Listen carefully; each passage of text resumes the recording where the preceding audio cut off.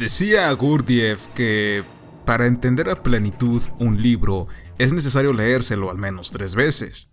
Son unas palabras muy provocativas, sin duda, ya que podrían despertar en cualquiera de ustedes el más leve sentimiento de antipatía que el pecado capital de la pereza, en mayor o menor medida, sea capaz de proveer. Mi introducción no pretende ser orgullosa ni mucho menos. Al contrario, pues tales preceptos numerológicos y teosóficos están ligados de algún modo al alma madre del libro que en esta ocasión procuramos. Cabe mencionar que Frankenstein, o el moderno Prometeo, es una obra por todos conocida y no precisamente por su título hermano que tiene un enorme peso estético y que podría, de una manera un tanto profana, contradecir los estándares del terror y de la fantasía que las industrias de la radio, el cine, la televisión, los videojuegos y el internet han divulgado entre la gente por casi un siglo, gracias a que son medios de comunicación menos rudimentarios y más apetecibles. ¿Es esto algo malo? No, en lo absoluto. Como ferviente fanático del terror clásico y el gótico, me da bastante gusto que las películas en blanco y negro de la Universal se hayan dado a la tarea de resucitar, irónicamente, a todas esas criaturas que en tiempos pasados habían turbado el sueño de la humanidad. Aunque claro, el mérito de que la criatura y compañía hayan sido célebres de nuevo por parte de la productora estadounidense no es un logro del todo glorioso, pues si no lo hacían ellos, seguramente alguien más hubiese tenido la iniciativa. Y quizás se estén preguntando algunos, entonces si Mary Wollstonecraft Shelley no hubiese escrito Frankenstein, ¿alguien más lo hubiera hecho? Y la respuesta, sin ser el clásico bibliófilo que predica que los libros son mejores que las películas, aunque ciertamente tengo mucho de eso, es un rotundo sí. Es bien sabido que la literatura de terror es un producto derivado de las pesadillas, los trastornos y otras condiciones poco favorables de sus hacedores. Creo que esto lo dijo Julio Cortázar, y si no, corríjanme. Frankenstein, o el moderno Prometeo, pese a satisfacer este factor común, cabe resaltar que también está cimentado en unas bases bastante sólidas que solo su autora poseía, dígase ya sea por mera curiosidad o por el destino. Y créanme que con todo y mi escolaridad empírica, hace mucho tiempo que dejé de creer en las casualidades. ¿Habrá sido ella un mero instrumento de fuerzas incomprensibles para dar paso a la creación de algo inmortal, tal y como solía estipular en las charlas que sostenía con Polidori y su esposo? Puede que sí. Directa o indirectamente, la novela de Frankenstein tiene sus orígenes incluso mucho antes del nacimiento de Mary. Todo se remonta con sus progenitores, en donde por un lado, su madre, Mary Wollstonecraft, fue una reconocida figura del feminismo de su época, en cuyas obras intentaba divulgar conceptos tales como la autonomía de la mujer, el obtener su ciudadanía dentro de la sociedad y un trato más justo, entre otras cosas de carácter polémico como lo son la unión sin el matrimonio y las relaciones liberales.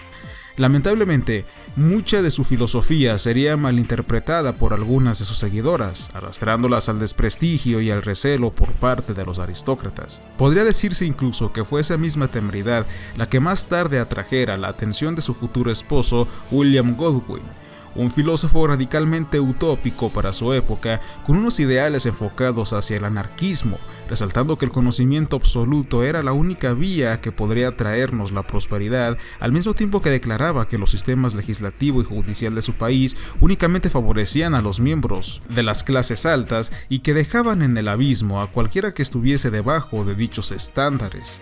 Este rasgo queda bastante claro en su novela Las aventuras de Caleb Williams, o Las cosas como son, la cual, según se dice, es un precursor de la novela policíaca. Lo anteriormente dicho supone un entremés del obvio futuro que le depararía a la única hija del dúo, eso sin descartar otras variables muy importantes como la inmensa biblioteca que Godwin poseía con libros de diversa índole, resaltando algunos cuyo contenido era sobre magia y ocultismo, y el anhelo de la pequeña por una madre que expiró luego de dar la luz.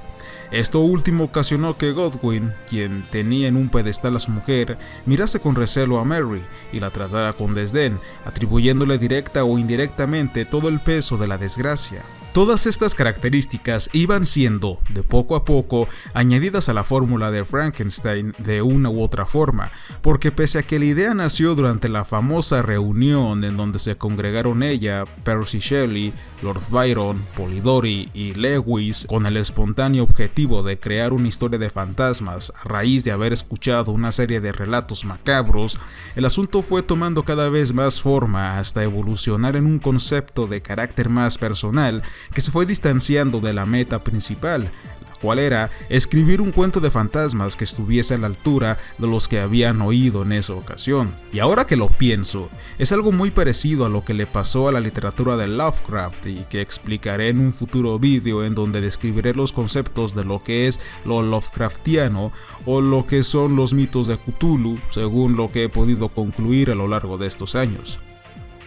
En primer lugar, debemos de enfocar nuestra atención hacia la intensa relación de amor y repulsión de Victor Frankenstein y la criatura, sosteniendo un arquetipo que podría partir de la realidad que Godwin y Mary padecieron y que ya comenté. Tan marcado es este rasgo que incluso existieron novelas de la misma Mary Shelley que tocaban el tema del incesto paterno como una forma de obtener esa atención y ese cariño inalcanzable, o al menos eso menciona el estudio preliminar del tomo de la editorial Valdemar, y si ese fuese el caso, no albergaría la menor duda de que lo haya vuelto a incorporar en su obra maestra.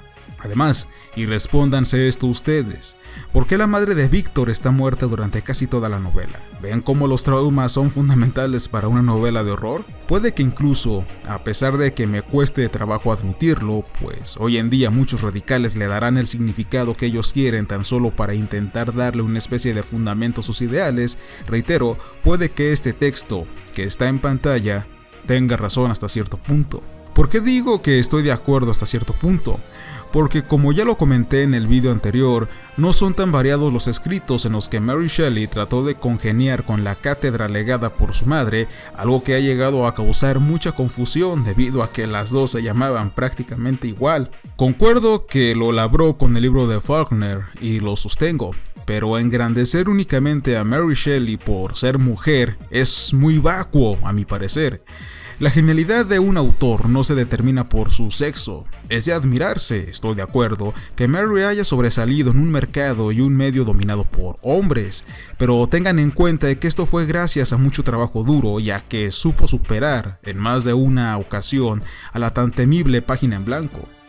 Sería dejar en segundo plano muchas más cosas que ella intentaba plasmar y que recitaré a continuación. Utilizaré como trampolín el hecho de que Godwin, el libre pensador, desaprobaba irónicamente la unión de su hija con Percy Shelley o el loco Shelley. Sí, yo sé que tiene sobrenombre de vendedor de autos, supuestamente, entre muchas otras razones, por ser un hombre casado, y como lo digo, me parece bufonesco este argumento proveniendo de una persona que profesase el amor liberal en más de una ocasión. Desde mi punto de vista, Victor Frankenstein también podría ser un homenaje hacia el propio Percy Shelley, dado que el sobrenombre de El Loco provenía de los insanos experimentos que éste realizaba en la universidad, además de su fascinación por unas versiones muy primitivas de asignaturas tales como la termodinámica y la mecánica de fluidos, por su pasatiempo dedicado a los globos, la química, por sus experimentos en sus años de colegial, y aquí sí no puedo añadir nada más porque yo no soy químico, la electrostática, la electrodinámica, el electromagnetismo y todo el estudio de la electricidad a nivel subatómico que diera como resultado fenómenos visibles a gran escala. Por obviedad, no debemos olvidar que él era la causa de sus deseos más apasionados, cosa que declaró en más de una ocasión. Puede que el cariño que no recibió de Godwin como padre lo haya depositado ahí, en Shelley, como amante. En otros términos, Frankenstein tiene partes de los dos Shelley, de Mary y Percy. Pero volviéndonos un poco más hacia atrás, supongo que ya están preparados para explicarles por qué el título de El moderno Prometeo podría romper con el dogma de esta historia que hasta el día de hoy prevalece. Y es que con base al punto anterior, Victor Frankenstein es el protagonista principal. Estoy de acuerdo de que sin la criatura, el argumento se vendría abajo, pero lo vuelvo a repetir, Victor es el protagonista principal.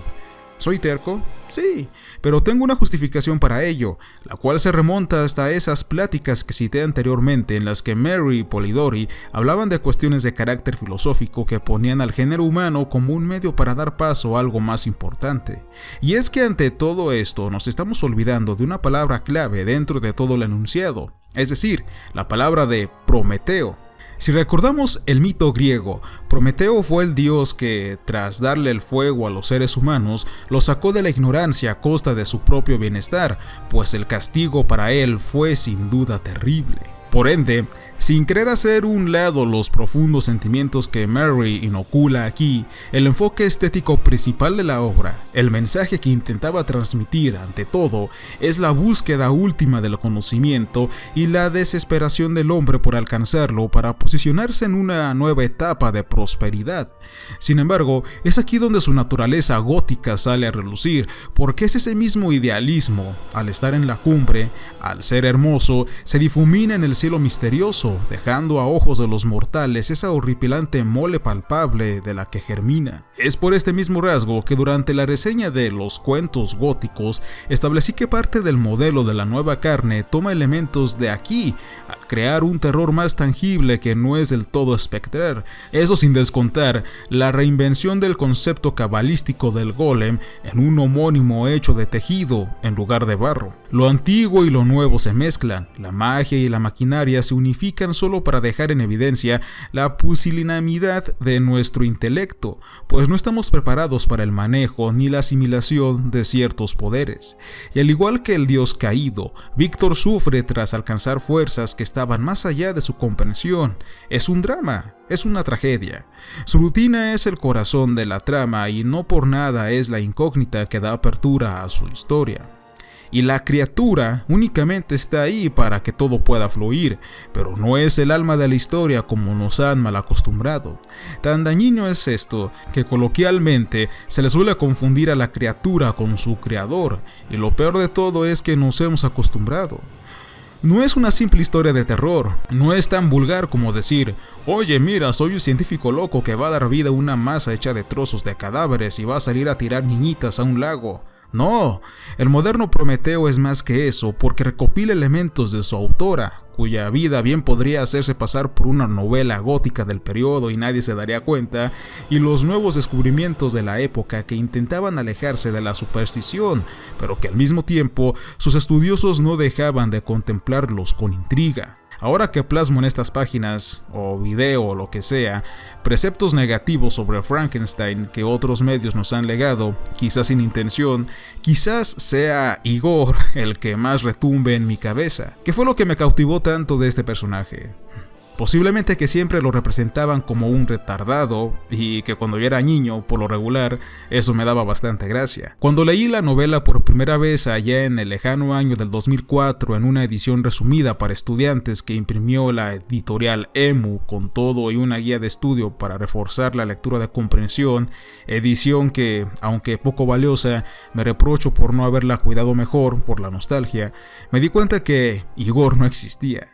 Todo el maldito libro estuve buscando a ese desgraciado y jamás lo encontré, acción que volví a repetir estúpidamente en 2011 cuando fui adolescente con una edición publicada por la editorial Época para su colección Nuevo Talento, que tampoco poseo puesto que se la di a mi hermana y que aún más ridículamente hice ya de adulto hace 2 años con la edición de Valdemar.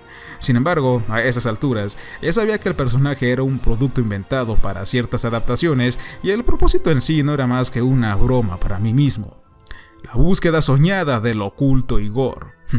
Al menos el proyecto musical que lleva su nombre me sirve como consuelo. Así que como podrán apreciar, esas han sido las 3 veces que he leído este libro, con 3 traducciones diferentes de quien solo puedo citar a la de la edición Valdemar, la cual fue hecha por Francisco Torres Olivier y en 3 tipos de papeles y fuentes tipográficas diferentes. Para concluir, cabe resaltar de nuevo que el sexo de Mary Shelley no fue un impedimento para que alcanzara la fama, como muchos erróneamente nos quieren hacer creer en estos tiempos supuestamente tan modernos.